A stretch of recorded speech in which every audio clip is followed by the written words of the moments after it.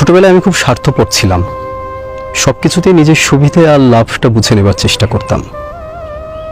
আমার এই দোষের জন্য আস্তে আস্তে আমার বন্ধুর সংখ্যা কমতে শুরু করলো।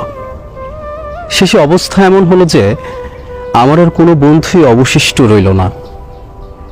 কিন্তু সেই অপরিণত বয়সে আমি এর জন্য নিজেকে দায়ী না করে সিদ্ধান্ত নিলাম, আমার বন্ধুরা আসলে হিংসুটে, ওরা আমার ভালো দেখতে পারে না। আমার বাবা সবই লক্ষ্য করতেন, মুখে কিছু না বললেও। একদিন রাতে বাড়ি ফিরে দেখি বাবা আমার জন্য খাবার টেবিলে অপেক্ষা করছেন। টেবিলে রাখা আছে রান্না করা নুডলসের দুটো ডিশ। একটা ডিশে সেদ্ধ নুডলসের উপর রাখা একটি খোসা ছাড়ানো সেদ্ধ ডিম, অন্য ডিশটিতে শুধু নুডলস। যে কোনো একটি ডিশ বেছে নিতে বললেন বাবা। স্বাভাবিকভাবেই আমি ডিম সমেত ডিশটাই উঠিয়ে নিলাম। সেই সব দিনে চীনের ডিম ছিল এক দুষ্প্রাপ্য জিনিস। উৎসবের দিন ছাড়া কারো বাড়িতে ডিম খাবার কথা তখন ভাবা যেত না। খাওয়া শুরু করবার পর দেখা গেল বাবার ডিশে নুডলসের তলায় আসলে লুকিয়ে রাখা আছে দুটো ডিম। আমার এত দুঃখ লাগছিল তখন, কেন যে তাড়াহুড়ো করে বাঁচতে গেলাম। বাবা আমাকে দেখছিলেন। খাবার পর মৃদু হেসে বললেন, মনে রেখো, তোমার চোখ যা দেখে সেটা সবসময় সত্যি নাও হতে পারে।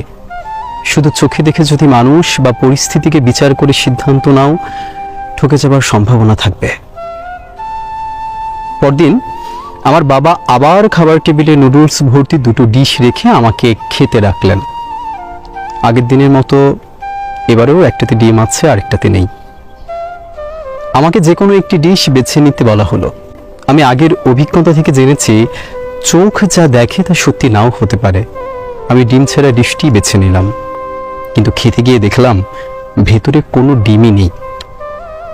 বাবা আমার দিকে তাকিয়ে আবার হাসলেন। অভিজ্ঞতা সবসময় সঠিক পথ দেখায় না। জীবন বড় বিচিত্র। জীবনে চলার পথে বহুবার আমাদের মরীচিকার সামনে পড়তে হয়। এর থেকে উত্তরণ অসম্ভব। জীবন যেটা তোমাকে দিয়েছে সেটা মেনে নিলে কষ্ট কম পাবে। তোমার অভিজ্ঞতা এবং বুদ্ধিমত্তা তুমি অবশ্যই কাজে লাগাবে, কিন্তু শেষ কথা জীবনই বলবে। তৃতীয় দিনে আবার একই ঘটনার পুনরাবৃত্তি।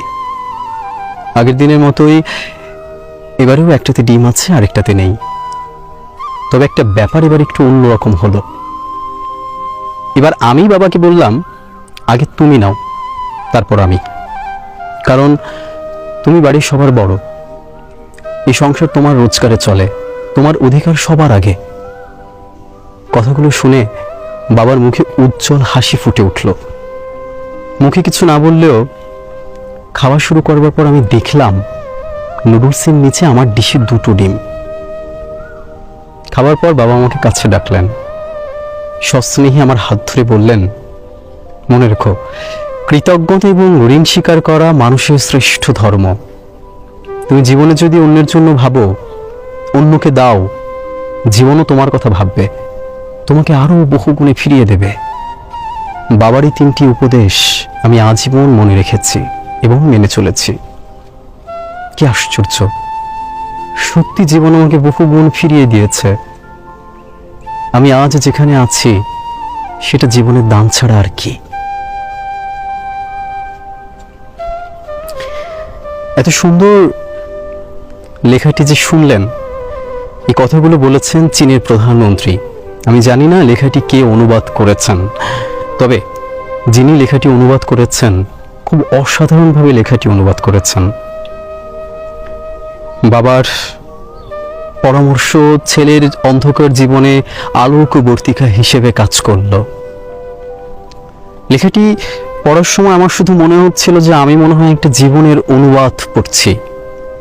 কিভাবে সত্যি জীবনটাকে নিয়ে ভাবা উচিত, আমাদের চিন্তার পরিশুদ্ধতা, এবং অন্যকে নিয়ে ভাবলে জীবন সত্যি আমাদের বহুগুণে অনেক কিছু ফিরিয়ে দেয়। শুধুমাত্র আত্মকেন্দ্রিকতা, স্বার্থপরতা, এগুলো শুধু জীবন থেকে সবকিছু কেড়ে নেয়। এজন্য আমাদের সত্যি সবসময় অন্যকে